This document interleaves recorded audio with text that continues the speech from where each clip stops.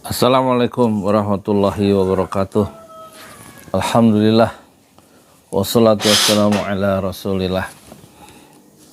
Para penonton Pesantren Jalalain di 5 benua, hari ini kita kembali mengenal orang yang paling kita cintai di semesta.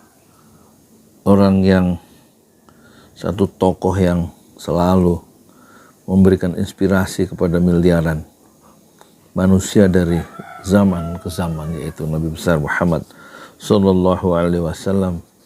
Kita coba selami satu demi satu hadis dari Rasulullah yang ada dalam kitab Riyadhus Shalihin. Ya, saya tidak ahli ilmu, hanya membacakannya.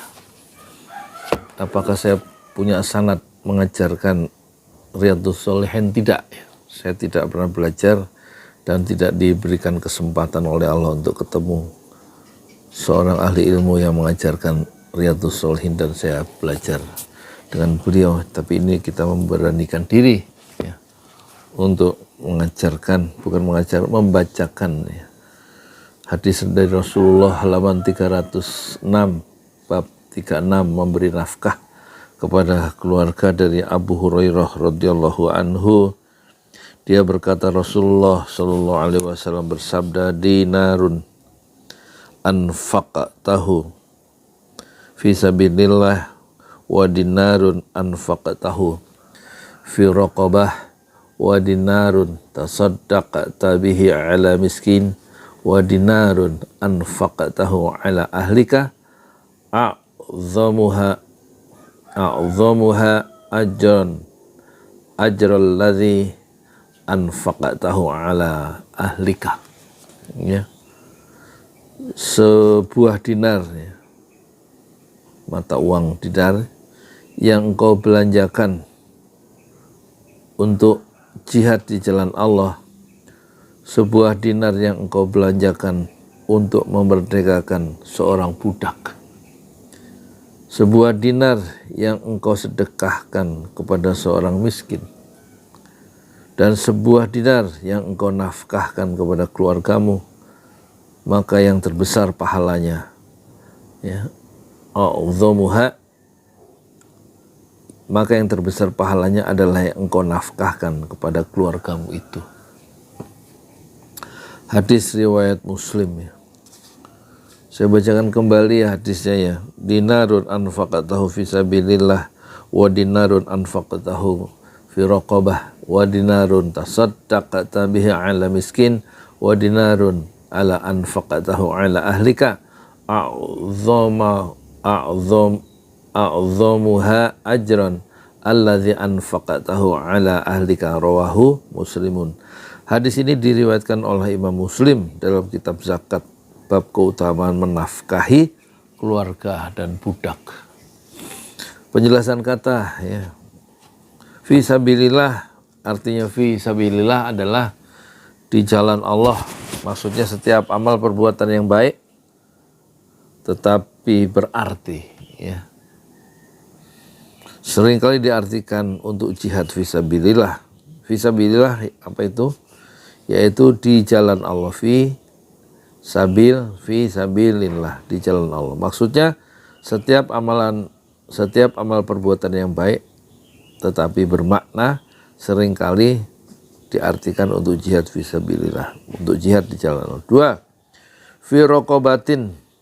Fi raqabatin artinya memerdekakan hamba sahaya. Miskinun, orang miskin, maksudnya orang yang membutuhkan, miskin. Miskin dan fakir itu beda ya.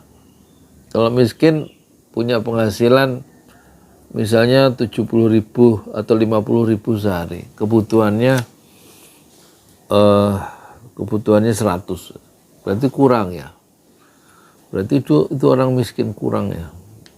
Kalau menurut PBB, orang miskin itu kalau orang itu menghasilkan penghasilan satu hari itu $3,2 ya. $3,2 berarti sekitar 50, kalau kursnya 15.000 ya.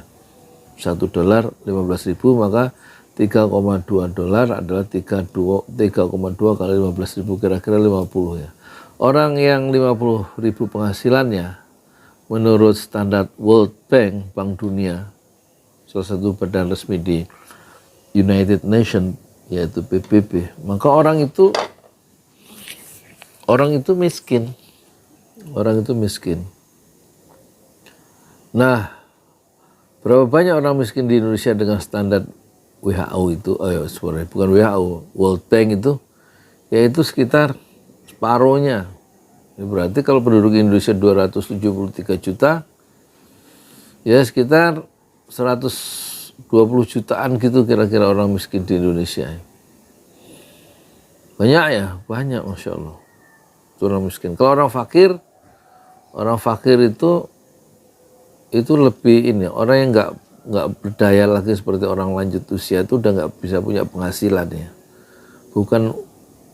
Bukan penghasilannya ini, kalau penghasilan kurang itu miskin. Kalau lebih dari itu dia nggak bisa produksi lagi, nggak bisa bekerja lagi, benar-benar lemah, nggak bisa menghasilkan apa-apa, itu orang fakir. Atau orang yang disabilitas nggak bisa berbuat apa-apa dalam konteks tertentu ya, itu dia fakir ya, fakir.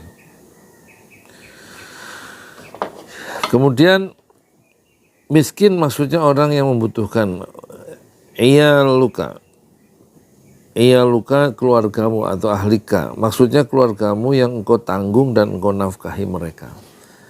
Mutiara hadis memberikan nafkah terhadap keluarga itu lebih utama daripada kepada orang lain. Karena menafkahi keluarga itu adalah sebuah kewajiban, sedangkan nafkah kepada orang lain adalah sunnah, kecuali zakat yang wajib. Jadi pokok adalah keluarga, apalagi orang tua. Laki-laki yang sudah punya istri itu tetap punya kewajiban menafkahi keluarganya. Maksudnya bukan menafkahi kedua orang tuanya. Ya, tetap ya, harta laki-laki, seorang anak laki-laki itu adalah harta dari abuka, dari bapakmu. Kata Rasulullah, kalau tidak salah ya saya ingat, anta wa maluka li abika. Kalau nggak salah begitu ya. Hai laki-laki, kamu dan semua hartamu li abika, milik ayahmu. Mungkin maksudnya seluruh biaya kira-kira begitu yang dikeluarkan seorang ayah untuk membesarkan anak itu, seorang anak sampai dia bisa mandiri, itu nggak bisa terbalaskan ya. Tidak bisa dibayar oleh seorang anak, betapapun banyaknya uang sang anak. Karena tidak ternilai. Oleh karena itu, kata Rasulullah, anta wa malu kali abika. Semua kekayaanmu, hei anak laki-laki, itu tetap di dalam penguasaan atau menjadi kewajiban kamu untuk membela orang tuamu yang sudah senja. Ya.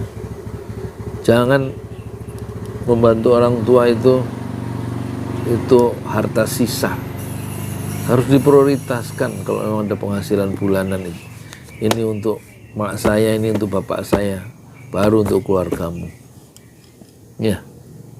Jangan listrik, wifi dipotong, nak sekolah, belanja, sisanya baru orang tua.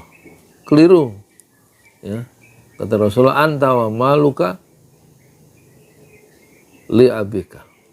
Kamu dan hartamu, hai anak laki-laki, betapapun kamu hebat, seorang dokter, kayak seorang direktur, kayak seorang presiden, kayak, tetap kewajiban untuk pada orang tua itu tidak hilang sampai mereka itu sudah dipanggil pulang kepada Allah. Malah setelah mereka pulang pun sudah menjadi jenazah, itu tetap ada kewajiban ya, untuk berbakti kepada orang tua ya, bersedekah atas nama mereka, dan juga menjalin silaturahmi terhadap terhadap teman-temannya yang masih hidup. Itulah kewajiban anak yang tidak pernah putus sampai orang tuanya sudah tiada, dia tetap berkewajiban. Apalagi orang tuanya masih hidup, yang sudah mulai lemah di usia senja, itu harus diprioritaskan. Diprioritaskan itu maksudnya diletakkan pada tempat yang pertama dan utama dari segi perhatian dan juga dari segi keuangan, kesehatan dan lain-lain. Jadi memberi nafkah terhadap keluarga itu lebih utama daripada beri nafkah kepada orang lain. Jadi jangan sampai seperti beberapa tradisi negara Eropa, negara Barat itu, ketika orang tua sudah tidak berdaya dilempar ke panti jompo. Tinggal dikirimi uang untuk yayasan di panti jompo itu mengurusi orang tuanya yang sudah tidak berdaya karena kelemahan dari usia. Itu satu kedurhakaan kalau memang niatnya semata-mata untuk supaya tidak merasa terganggu dengan orang tua yang sudah mulai payah. Seharusnya dirawat oleh anak di dalam rumah anak kandung, gitu. Dirawat oleh anak kandung, oleh menantu, ya. Itulah kewajiban anak dan menantu untuk merawat orang tua. Tapi umumnya orang tua itu kadang-kadang tidak mau bergantung atau tergantung pada anaknya. Dia ingin hidup mandiri di rumah yang kecil, di satu desa yang kecil, di satu gubuk yang buruk. Dia lebih berbahagia daripada di dalam sebuah istana anaknya yang durhaka. Assalamualaikum warahmatullahi wabarakatuh. I dare you to fix me.